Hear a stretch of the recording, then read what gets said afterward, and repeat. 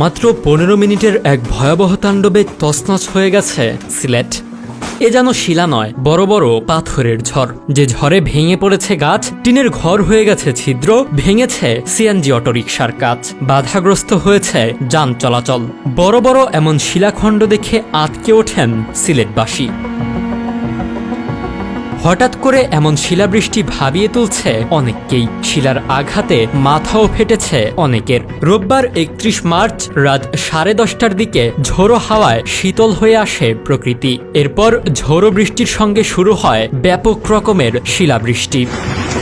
এক একটি শিলা যেন বড় বড় এক একটি পাথর। শিলাবৃষ্টিতে চলাচল করা অসংখ্য যানবাহনের গ্লাস ভেঙে পড়েছে, ব্যাহত হয়েছে বিদ্যুৎ সরবরাহ। কারো কারো বাসার টিনের চালা ফুটো ও জানালার কাচে শিলাবৃষ্টিতে ক্ষতিগ্রস্ত হয়েছে। আহত হয়েছেন খোলা জায়গায় ও রাস্তায় অবস্থান করা অনেকে।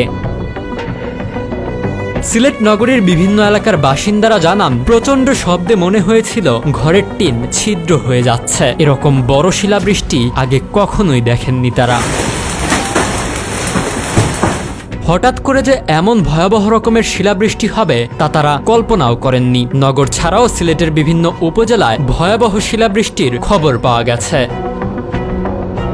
সিলেট সদর, দক্ষিণ সুরমা ও বিয়ানীবাজার উপজেলার বিভিন্ন স্থানেও শিলাবৃষ্টিতে অসংখ্য যানবাহনের কাচ ভেঙেছে। নগরের সুবহানী ঘাটে শিলার আঘাতে গাড়ির কাচ ভেঙে এক নারী আহত হয়েছেন। পরবর্তীতে তাকে একটি বেসরকারি হাসপাতালে ভর্তি করে চিকিৎসা দেওয়া হয়। একইভাবে বিয়ানীবাজার উপজেলার বিভিন্ন স্থানে শিলা পড়ে গাড়ির গ্লাস ভেঙেছে। এ সময় পথচারীদের অনেকেই আহত হয়েছেন, কারো কারো মাথাও ফেটেছে। এছাড়া শিলাবৃষ্টিতে ব্যাহত হয়েছে সিলেটের বিদ্যুৎ সরবরাহ। রাত 10:30টার পর থেকে বিদ্যুৎহীন হয়ে পড়ে পুরো নগরী। গভীর রাত 2:45 পর্যন্ত বিদ্যুৎ সরবরাহ বন্ধ ছিল। আমাদের ভিডিওগুলো ঢাকা থেকে দেখছেন ফজলে রাব্বি, মোহাম্মদ শরীফুল ইসলাম মন দেখছেন কুমিল্লা থেকে, নরসিংদী থেকে দেখছেন ফেরদৌস আহমেদ সাগর, কিশোরগঞ্জ থেকে দেখছেন মেহেদি হাসান এবং মোহাম্মদ মোবারক হোসেন আরমান দেখছেন মালয়েশিয়া থেকে। আপনি কোথা থেকে দেখছেন তা জানিয়ে দিন কমেন্ট বক্সে। ভোর রাত 3:30টার দিকে বিদ্যুৎ সরবরাহ স্বাভাবিক করা হয়। বিদ্যুৎ উন্নয়ন ও বিতরণ বিভাগ সূত্রে জানা গেছে, ঝড় ও শিলাবৃষ্টির কারণে নগরের বিভিন্ন স্থানে বিদ্যুৎ লাইনে ত্রুটি দেখা দেয়। ফলে মেরামত কাজের জন্য বিদ্যুৎ সরবরাহ স্বাভাবিক ছিল না। এর আগে আবহাওয়া অধিদপ্তর সিলেট বিভাগে ঝড়ো হাওয়া সহ বজ্রবৃষ্টির পূর্বাভাস দিয়েছিল।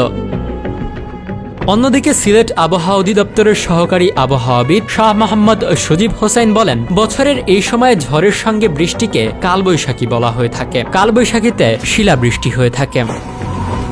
আবহাওয়াবিদরা বলছেন, এমন শিলাবৃষ্টি সচরাচর হয়ে থাকে না তা ঠিক, কিন্তু হঠাৎ করে এমন শিলাবৃষ্টির কারণ হতে পারে জলবায়ু পরিবর্তন।